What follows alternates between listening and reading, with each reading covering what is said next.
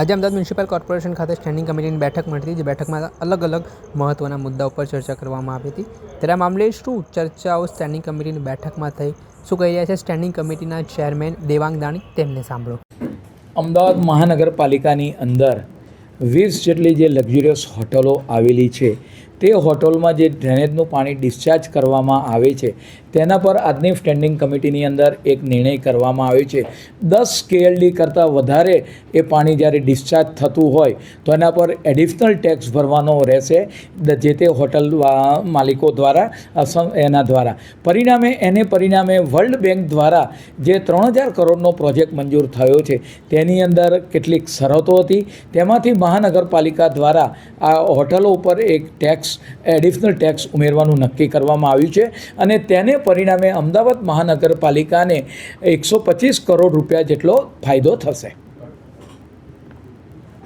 જે રીતે અમદાવાદ મહાનગરપાલિકા 480 ચોરસ કિલોમીટર કરતાં વધારે એરિયામાં વ્યાપેલું છે અને જેમ જેમ ઠંડીની માત્રા વધતી જાય તેમ હવાની અંદર પોલ્યુશનની માત્રા પણ જ્યારે વધતી જતી હોય તો એને કંટ્રોલ કરવા માટે વોલ ટુ વોલ રોડ હોય, પેવર બ્લોક હોય, તદુપરાંત ગ્રીન કવર પણ મહાનગરપાલિકા દ્વારા વધારવામાં આવે છે। પરંતુ આ એર ક્વોલિટીને કંટ્રોલ કરવા માટે એર સેન્સર લગાવવાનું જે સ્ટેન્ડિંગ કમિટીના બજેટની અંદર લેવામાં આવ્યું હતું તેની પણ આ જે ચર્ચા કરવામાં આવી છે અને એક ઝોનમાં એની શરૂઆત કરી આ એર ક્વોલિટીને કઈ રીતે સુધારી શકાય, કંટ્રોલ લઈ શકાય એના માટેનું આયોજન આવનાર સમયગાળા દરમિયાન કરવામાં આવશે। ભૂતકાળમાં એલઈડી લગાવવામાં આવી હતી, જે પોલ્યુશનનો રેટ જાણી શકાય, પોલ્યુશનનું પ્રમાણ જાણી શકાય। અત્યારે પરિસ્થિતિ એ છે કે લગભગ તમામ સ્થળો પર એલઈડી બંધ છે।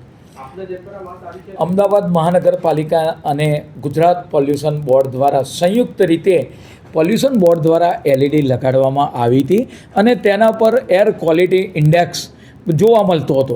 પરંતુ આપણે વાત કરીએ કે ઘણા સમયથી એર ક્વોલિટીમાં સુધારો થાય એ માટે આવનાર સમયગાળા દરમિયાન મહાનગરપાલિકા એર સેન્સર માટે આગળ વધી રહી છે અને એર ક્વોલિટી શુદ્ધ રહે એ માટેનો પ્રયત્નો એને મિફ્ટ દ્વારા પાણીનો છંટકાવ કરીને એમાં એરની અંદર રહેલા જે ડસ્ટ પાર્ટિકલ છે તેને કઈ રીતે નીચે લાવી શકાય અને એર ક્વોલિટી સુધરે એ માટેનો પ્રયત્ન કરવામાં આવશે।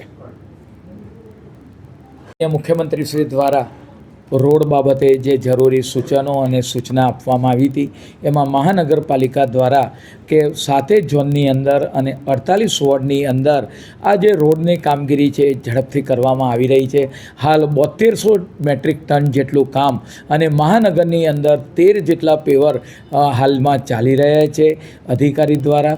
તદુપરાંત એને જે જરૂરિયાત પ્રમાણે હોય એ જ રીતે નરોડાથી શરૂ કરી જે નારોલ સુધીનો જે રોડ છે એ પણ આધુનિક બનાવવામાં આવે તે માટે પણ આવનાર સમયગાળા દરમિયાન એક ચર્ચા કરવામાં આવી છે અને એને પણ બનાવવામાં આવશે અને રોડની ક્વોલિટી અને આપણે વાત કરીએ કે ક્વોલિટી બેઝ રોડ બને તે માટે આપણે સાંભળ્યા હતા સ્ટેન્ડિંગ કમિટીના ચેરમેન દેવાંગ દાણી, તેમણે આ મામલે નિવેદન આપ્યું છે અને આગામી દિવસોમાં જે પરિસ્થિતિ નિર્માણ પામી છે તેને લઈને તેમણે વાત કરી છે। દર્શક મિત્રો, એન કવરેજ ન્યૂઝ જોતા રહો।